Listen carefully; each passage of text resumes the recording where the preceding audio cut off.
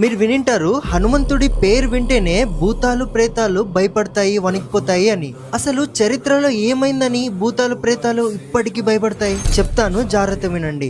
రావణాసురుడి తమ్ముడు ఐరావన్ black magic తంత్రాలు చాలా బాగా నేర్చుకున్నాడు. రామాయణంలో రాముడి మరియు రావణాసురుడి యుద్ధం జరుగుతున్నప్పుడు ఐరావన్ బ్లాక్ మ్యాజిక్ యూజ్ చేసి రాముడిని లక్ష్మణుని పాతాళ లోకంలోకి తీసుకువెళ్తున్నాయి. అప్పుడు వెనకాల హనుమంతుడు కూడా వెళ్లారు.